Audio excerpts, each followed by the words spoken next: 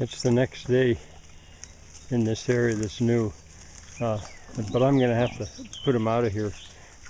This one right there, that dark boar, he has figured out to go around the end of the fence back there. So I'm going to have to put him out of here and extend that fence.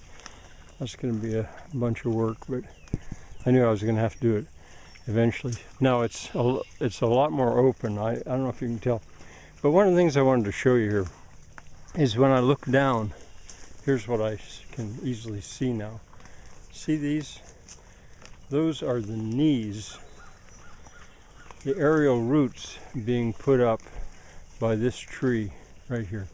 This is the second of 3 dawn redwoods that I have here, and I planted it here because it was wet, and it's been kind of in competition with that black willow right there by the boar, but it's going to outgrow the black willow. So they're awful happy eating here, and they were here this morning when it was breakfast time. I went to feed them. There was nobody in the barn. Well, here they'd come out here on their own. I called them back, I fed them, and then they came back here again. So they really like it. But I'm going to have to put them in the western pasture so I can work on that fence unimpeded.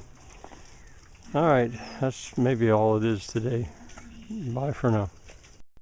This is quite another matter. I'm walking the fence on the west pasture because I had to turn the pigs over here, and I'm checking it. What you're looking at is a chunk of iron ore. Now, this tree, when it uprooted, it brought it up with it. That was the gold of the time that got the Oppenheimers or Norbert Oppenheimer to buy this land, and no doubt even before him they were mining it. Still walking fence. This is such a lovely part of this property. There's a few hemlocks that grow here because it stays moist. This is a mine face. Last year I talked about it a lot. Here's a hemlock up close. I love those colors. Very, very difficult to fence. But the reason I stopped was because last year, you may remember if you followed this, the pigs were in that clear up past their shoulders, the big ones, digging deep in there, because that's where they washed the iron ore. And they hadn't had access to it, and the cows, there was nothing they could have done. But anyway, look at I didn't seed it. This is the way it's come back. I did run I called it the transponding ditch that goes across the top that interfered with the flow and carried that water on out there toward the buildings. I spoke about that last year. But anyway, that was the main thing I wanted to show you. And here's water that's going by. It's slowed up a lot, but it's going by. As I said before, I never would even want to completely shut the water off and take it all. Anyway, how about that grass growing? I guess it's grass. It might be sedge. I can tell later. Oh, I should point this out too. This is the work that the pigs have done over the last year. They root in this sandstone.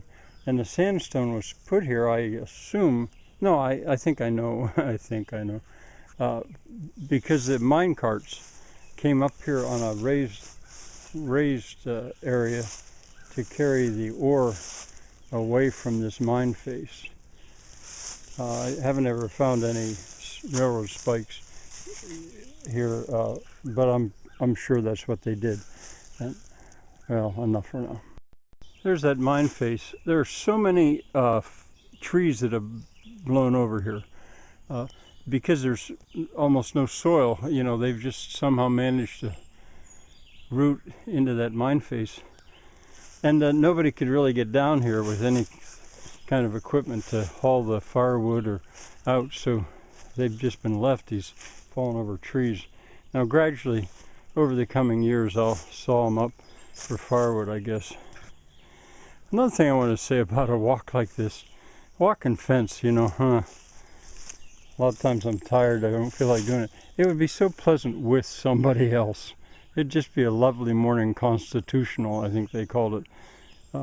But it's pleasant enough by myself too, because it's so quiet.